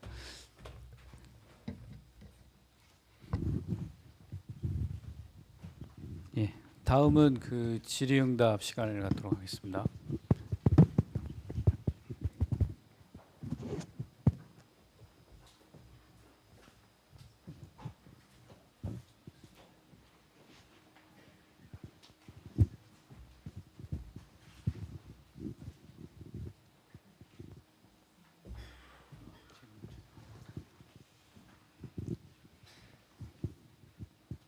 예, 질문이 상당히 많이 올라왔는데요. 먼저 우리 최재화 교수님 질문 중에 쭉 여기 보시면 이 질문이 나오고 있는데요. 첫 번째, 두 번째 질문이 거의 같은 내용인 것 같은데, 우리 말씀하신 블록체인 기술을 통해서 우리 평가 수능 시험을 포함한 평가 제도를 바꿀 수 있는지, 그리고 이 수능이나 SAT 이런 것들로 100% 대학에 갈 수 없도록 하는 이유가 말씀하신 페이퍼 테스트를 유지하는 이유와 연관 있는 것 같은데, 거기에 대해서는 어떻게 생각하시는지. 수능 말씀하실 때마다 일어서서 얘기할까? 수능 말씀하실 때마다 가장 힘든데, 왜냐하면 제 전공한 분들이 교육과정 평가원에서 수능을 다 직장으로 다니고 계시기 때문에, 또 동료들이고 이런데 뭐 수능 얘기하기는 그렇고, 그래도 할게요. 예. 수능을 저희가 이제 서머티브 어세스먼트라고 합니다. 총괄 평가라고 하고, 그 총괄 평가 중에 이제 너무 많은 웨이트를 준 거죠. 가중치가 어마어마한 가중치가 그 시험에 있기 때문에 문제가 되는 거예요. 그러면 그것을 해결을, 왜냐면 안 할 수도 없고 할 수도 없고 있는 상황이잖아요. 그러려면 그 가중치를 천천히 빼려면, 낮추려면 그 가중치를 받아주는 다른 장치가 필요해요. 예를 들어서, 왜냐하면 수능 점수로 안 봐도 학생이 얼마나 학습을 잘해왔는지 다른 데이터가 있다면 대학들이 그걸 보고 고르죠. 예를 들어서. 그래서 아까도 얘기했지만 아주 미래에는 여러분 학생 모두의 학습 데이터, 이력이, 히스토리가 블록체인에 올라가면요, 수능 점수가 없어도 뭘 알고 뭘 모르고 뭘 잘하고 어떻게 학습해 왔는지 서머리가 나오는 미래가 나올 겁니다. 그러니까 그런 얼터너티브가 있어야지 수능을 없앨 수가 있는 거예요. 그리고 수능의 웨이트를 줄여나갈 수 있는 거기 때문에 저희가 그냥 정치적으로 수능 보지 마자, 수능을 보면 안 돼, 수능은 악이야, 뭐 이렇게 얘기하기 전에 기술로 그걸 백업을 어떻게 우리가 만들어 나갈까도 동시에 고민을 해야 되고, 저는 블록체인이 아까도 말씀드린 immutability 때문에 traceability, 그러니까 계속 이력이 추적이 가능하고요, 어떻게 성장했는지 다 알고, 그 다음에 바꿀 수가 없어요. 조작이 불가능합니다. 학생 이력을 나는 공부 잘한 걸로 바꾸고 싶어, 안 돼요. 예를 들어서 그런 상황이 되기 때문에 그런 데이터가 충분히 태어날 때부터 끝날 때까지, 예를 들면 계속 데이터가 있는 상황이 위험하죠. 위험하니까 아까도 얘기했지만 프라이버시도 블록체인에서 보호를 해주는 거예요. 누구 데이터인지를 모르는 거예요. 내가 이 데이터가 내 거라고 얘기하기 전까지는. 예를 들어서 그런 기술로 수능 문제도 조금 10년이 걸릴지 20년이 걸릴지는 모르겠는데 기술은 나와 있으니까 해결되지 않을까, 그런 미래를 한번 스페큘레이트 한번 해봅니다. 감사합니다. 예, 답변 감사합니다. 그러면 두 번째, 이번에는 아론 혼 박사님께 올라온 질문인데요. 네. 지금 묵스가 새로운 대안인지 위협인지 이거에 대한 의견을 좀 묻는 질문이 있습니다.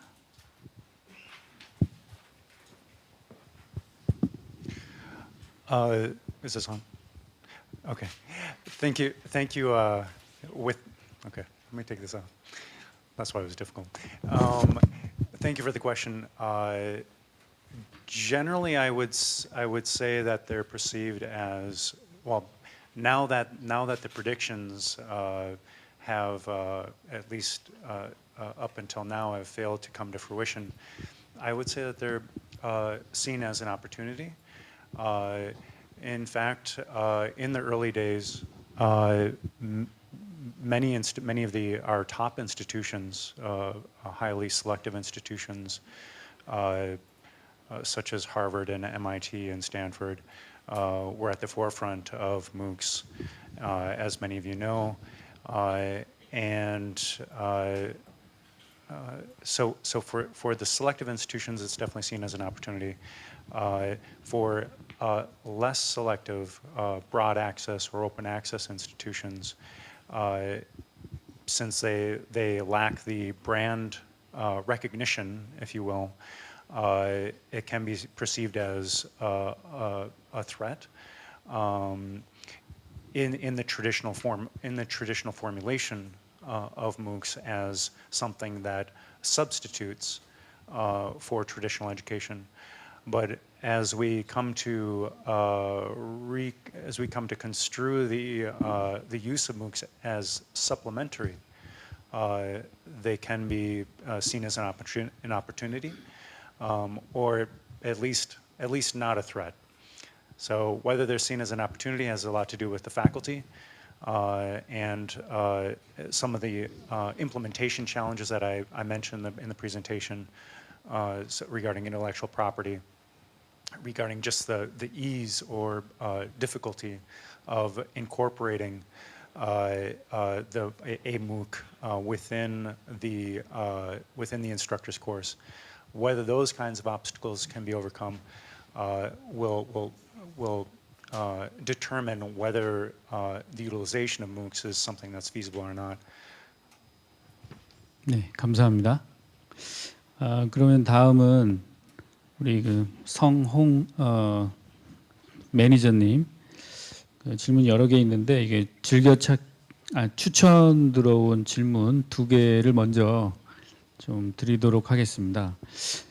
첫 번째, 유대미가 생각하는 다음 도전은 무엇인가요? 강의 콘텐츠를 제공하는 콘텐츠 제공자 이상으로 바라보는 비전이 있는지 궁금합니다.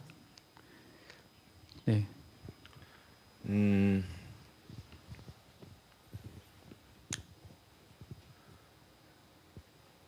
So I can't go into the details, but what I can tell you is that Udemy's core mission is to bring education, and we see a world where every learner has a right teacher.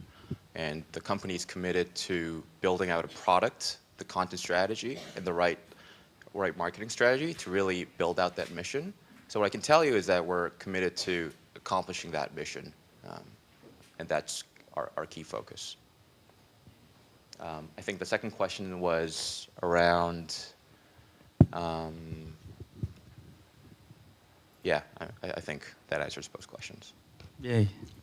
네, 네. 그럼 다음 저희가 이제 한 가지씩만 더 질문을 에 대한 답을 하고 정리를 하도록 하겠습니다. 그 최지아 교수님 또 그 추천 들어온 질문이 네. 블록체인이 위변조가 어려운 기술인 것으로 알고 있습니다. 이를 통해 평가 결과를 저장하고 관리하는 것만큼 그에 따른 시스템 비용이 커지는 것은 아닐까요? 그리고 교육적인 의미가 가치에 대해서는 잘 와닿지 않았다고 하네요. 기술적인 가치 이외에 어떤 의미가 있는지 좀 쉽게 설명을 부탁드리겠습니다. 네, 그쵸. 근데 이제 시스템 비용이라는 게 있는데 블록체인이 아까 말씀드렸죠. 여러 가지 종류가 있어요. 그래서 정부에서 이거를 시스템 비용을 다 부담을 할 수도 있어요. 그리고 어떤 회사가 할 수도 있어요. 그리고 민간이 하면 저희 컴퓨터를 켜놓고 비트코인 같은 경우가 각 노드라고 이야기를 하는데 그렇게 켜져 있는 컴퓨터가 5만 대가 있는 거예요. 전 세계에. 그래서 그 켜서 일을 할 때 중간에 시스템 비용을 다 각자 나눠가지고 켜서 일을 할 때 보상으로 비트코인을 받는 거예요. 저희도 시스템을 만약에 decentralized, completely decentralized 돼 있으면 각자가 이게 좋으면 자기 컴퓨터 켜서 이 프로그램을 다 실행을 시키면 시스템 비용이 없어집니다. 그거는 이제 간단하게 설명을 드릴 수 있고요. 근데 이제 어떻게 저희가 이거를 도입을 하는가? 국가 단위도 도입을 할 거예요. 회사 단위도 도입을 할 거고. 왜냐면 이게 블록체인이 가지고 있는 이제 어드밴티지가 있으니까. 또 민간이 아니라 퍼블릭이 운영을 하는 교육형 이 블록체인도 앞으로는 출연을 할 거고요. 그다음에 또 하나는 이제 그 교육적인 의미와 가치는 아까 말씀드렸지만 백경이라는 문항이 validation 되고 사용이 되면 문항 사용하는 비용이 0로 줄어듭니다. 그리고 전 세계에 수십만 명, 수백만 명이 아주 조그만큼의 보상을 해주는 거예요. 문항 제작자한테. 근데 수십만 명, 수천만 명이 썼기 때문에 0.01원만 받아도 하루에 예를 들면 그게 10,000원이 되고 20,000원이 되고 보상을 받을 수 있어서 실제 쓰는 사람은 비용이 0가 되는 거예요. 써주기만 교육 이렇게 테스트를 볼 때 모의고사를 할 때 그렇지만 만든 사람도 보상을 받을 수 있어서 저희가 중간에 intermediary 그러니까 중간에 이렇게 누군가를 통해서 항상 서비스를 했었어야 됐잖아요. 데이터도 그 사람이 가지고 있고요. 사실은 어마어마한 어세스먼트 데이터가 저희 거잖아요. 근데 테스팅 컴퍼니가 안 줘요. 결과만 주고. 데이터 주권도 저희가 그리고 그 데이터에 대해서 저희가 어드밴티지 받는 것도 아니잖아요. 그래서 그런 사회학적인 아주 중요한 의미가 있습니다. 기술적인 걸 떠나서. 네. 예, 고맙습니다. 그럼 다음 그 아론 혼 박사님 그 지금 대학에서 많이 왔는데 그 대학에서 그 IR을 준비하기 위한 첫 번째 해야 할 일 뭐 이런 것들은 뭐가 있을까요?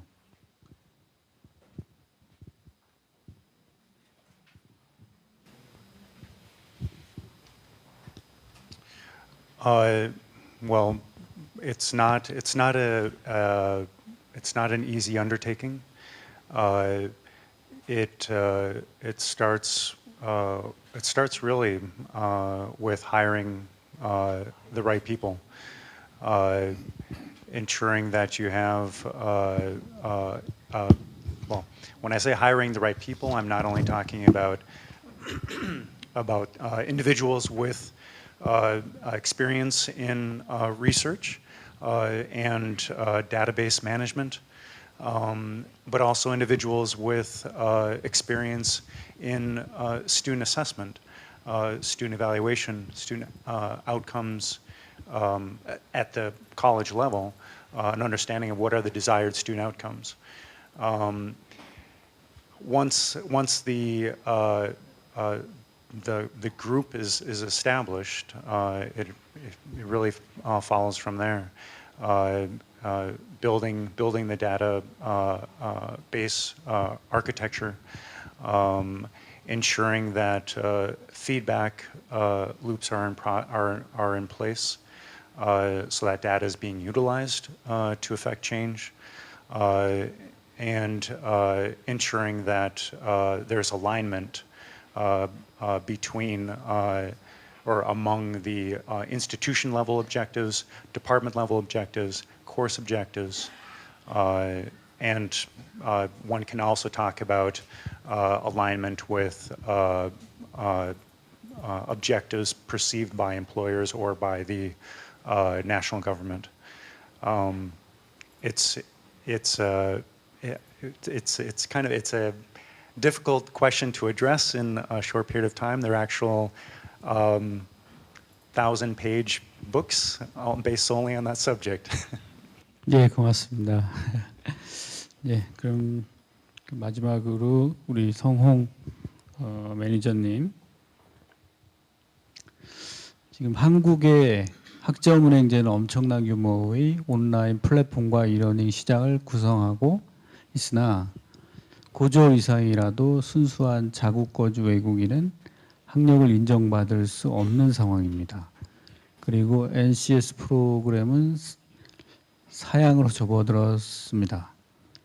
한국 학위를 원하는 외국인이 해당 학력 인정 플랫폼 진입이 수월해질 경우 나노 디그리 시장을 한국에서 더 글로벌화하고 효과적으로 운영할 수 있는 것이라고 보는데 전문가로서 어떻게 생각하십니까?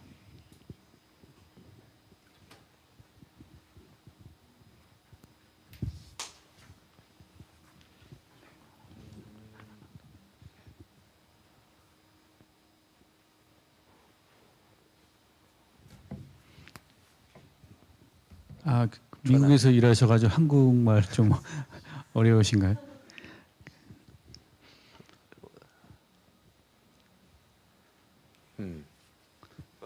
Let's try to interpret the question. I think the question's asking, hey, seems like nano degrees in Korea is not being widely. Did you ask? Actually, who asked this question? If I can get a little more context. Otherwise, I'm just going to interpret the question myself. 이게 이제 한국에는 학점을 받을 수 있는 그 혹시 뭐 저기 질문을 하실 분 계신가요? 네, 제가 좀 추가 설명을 드리도록 하면 학점은행제로 학위를 받는 그 제도가 있습니다. 그래서 많은 기업들이나 대학들이 학점은행제에 참여를 하고 있는데 최근에 이제 정부에서 뭐 유다시티라든지 그 코세라라든지 그 뭐 6개월 단위, 3개월 단위의 그 나노 디그리를 그 받을 수 있잖아요. 그래서 이제 그 유데미도 뭐 한국의 그런 그 플랫폼 진출 뭐 이런 것들을 하면 어떨지 또는 한국의 그 학위를 원하는 외국인들에 대한 이 플랫폼 그 운영 전략 뭐 이런 것들은 뭐 무엇인지. Oh, I see. Thank you. I don't think I can talk about like what Udemy's perspective is, but I can share my own perspective. I think like personally, I don't think nano degrees are there to replace traditional degrees. They serve different purposes. So, for example, nano degrees, online education platforms, their advantage is providing the latest technological knowledge for students. And they can use this knowledge to directly apply to their jobs. So I don't think they're replacements, they just have different purposes. So I think for these nano degrees to be widely adopted in Korea, or at least what I see in the US is, so we know the tech industry has been growing a lot, and all the companies, they're all short of programmers. So they start with traditional target schools. They start with the Harvard and the MITs, and they go all the way down. And then they still can't hire people from the traditional backgrounds. That's where these nano degrees and online education has become effective, because these platforms are providing the most industry up-to-date knowledge. And that's kind of training these people to have these knowledge, and that's what makes it valuable for employers to hire these people. So the value of these degrees in online learning is not from, hey, I have a degree. It's more like, hey, you have the skill. So from that perspective, I think it's about how these online platforms satisfy the skill gap that exists in the labor market. And I think targeting those areas, that's how these companies might be successful in Korea. 예, 고맙습니다. 저희가 시간이 좀 모자란데 저희가 아까 그 아론 혼 박사님도 말씀해 주셨듯이 하이브리드 해야 돼서 온라인으로만 질문을 받았는데 이렇게 오프라인으로 질문 주신 분 답변을 해드려야 될 것 같아서 사단법인 정부환경연구원 회장님이시라고 밝혀주셨는데요. 질문은 서울대학 등 상위 평가 10개 대학은 대학 입시를 예외적으로 수능 불문하고 총장 재량으로 학생을 뽑을 수 있는 과감한 방법을 채택할 수는 없을까요? 네, 혹시 2019년 입시 때에는 서울대만이라도 이렇게 바꾸는 건 어떨까요? 이렇게 질문을 해주셨는데요. 마지막으로 최재화 교수님 답변 부탁드리겠습니다. 굉장한데요, 질문 자체가. 네, 안 됩니다. 그렇게 레코멘드하고 싶지도 않고. 근데 자율권 주는 거는 맞다고 봅니다. 왜냐하면 대학이 망하든 망하지 않든 대학이 그 방법을 선택을 할 수 있게끔 대학의 구성원이 믿고, 그리고 그 어떤 대학이 이렇게 학생들을 뽑겠다고 얘기를 했을 때 국민들의 지지를 해주셔야 돼요. 그럼 저 대학은 저렇게 하니까 리스펙트 하는구나.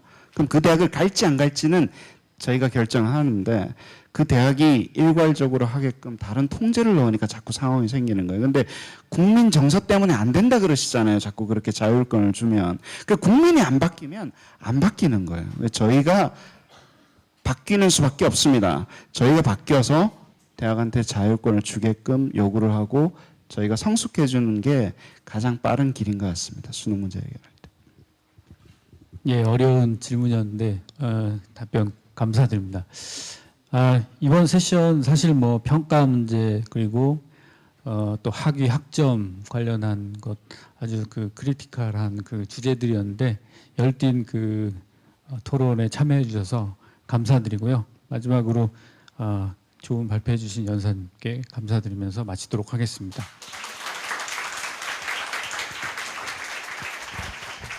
예, 감사합니다. 이것으로 이러니 코리아 컨퍼런스를 마치겠는데요. 제가 폐회식 이후에 짧은 폐회식을 갖고 저희가 럭키드로 경품 추첨이 있겠습니다. 그래서 잠깐 가지 마시고 기다리셨다가 저 럭키드로 경품 추첨에 좀 참여해 주시면 고마울 것 같고요. 아울러서 저희가 요청드린 설문지 그 서베이를 채워서 저 등록 데스크에 제출해 주시면 저희가 준비한 소정의 선물을 드리겠습니다. 그래서 간단한 폐회식 이후에 여러분들께 그 추첨을 통해서 저희가 준비한 선물을 드리겠습니다. 지금부터 이러닝 코리아 2018년도 이러닝 코리아 국제 컨퍼런스 폐회식을 시작하겠습니다. 먼저 폐회사로 한국교육학술정보원의 장상현 본부장님 모시겠습니다. 박수로 환영해 주시기 바랍니다. 예, 이렇게 끝까지 남아주신 여러분들 진짜 감사드리고요. 2018년 이러닝 코리아 국제 컨퍼런스를 성황리에 마치게 된 것을 진심으로 아주 정말 진심에 우러나는 마음을 담아 여러분께 전달하고 싶습니다. 사실 이틀 동안 이렇게 여러 트랙에서 다양한 주제로 여러분들의 식견과 열정을 공유한 것에 대해서 다시 한번 진심으로 말씀드리고요. 올해 컨퍼런스는 사실 이미 2016년에 4차 산업혁명 이야기가 나오고 저희가 이제 그동안 담론을 많이 했는데 이제는 클라우드 슈밥도 얘기를 했지만 실천을 해야 되는 상황이기 때문에 이번 기회를 통해서 실천적인 논의를 상당히 많이 주고받았다고 판단을 하고 있습니다. 이번 행사의 주제인 미래교육 혁신을 디자인함에 있어서 정책 실리의 방향 이런 것들을 논의했고요. 특히 이제 혁신적인 교수법이라든지 커리큘럼에 대한 변화, 그다음 평가에 대한 변화, 그 중에서도 테크놀로지를 어떻게 활용해야 되는지 이런 것에 대한 논의가 깊었던 것으로 생각을 하고 있습니다. 다른 트랙에서 소프트웨어 교육 관련한 토론도 아주 상당히 열띠게 이어졌고 또 교사들에 대한 역량을 논의하는 한미 혁신 선도교사 트랙, 그 다음에 저희 아세안 지역에 사이버 대학을 설립하는 문제 또는 사실은 제가 조금 걱정했던 트랙이 학습 분석 트랙이었거든요. 내용도 좀 어렵고 또 민간 분야랑 아주 밀접한 관련이 있었는데 의외로 그쪽 트랙에서도 상당히 많은 분들이 관심을 보여주시고 참여를 해주셨습니다. 저희 캐리스가 본 행사를 이제 주관하면서 이걸 좀 국제 행사에 걸맞게 준비해 보도록 하기 위해서 상당히 고심을 많이 했습니다. 그래서 이 행사 바로 전에 국제 기구화하는 글로벌 심포지엄도 연계를 했고요. 그래서 그 행사에 오시는 분들이 또 연사로 오시고 또 청중으로도 또 오시고 그 다음에 또 IMS라는 국제 표준 기구와도 연계해서 행사를 하고 아까 말씀드렸던 아세안 사이버 대학 관련한 자문가 또 운영위원들과도 함께 이 행사를 했습니다. 여기 계신 분들에게만 특별히 또 말씀드리면 2019년에는 저희가 보다 알차고 이제 더 흥미로운 형태로 본 행사를 준비하려고 하는데요. 좀 더 기존에 좀 클로즈됐던 행사도 오픈하고 또 지금 다양한 그 체험이라든지 워크숍 형태의 그런 컨퍼런스를 그 요구하시는 분들이 많아서 내년에 좀 더 그 참여하시고 함께 체감할 수 있는 그런 행사로 저희가 그 준비하도록 하겠습니다. 진짜 마지막으로 끝까지 남아주셔서 진심으로 감사드리고요. 이 행사가 성공적으로 이끌어 끝날 수 있도록 그 저희 그 스태프들도 많이 그 고생을 했고 또 이렇게 그 기술적인 문제라든지 각종 뭐 그 지원을 해주신 뭐 협력업체 분들에게도 깊은 감사의 마음을 그 전하면서 오늘 그 행사를 폐하도록 하겠습니다. 진심으로 감사드리겠습니다.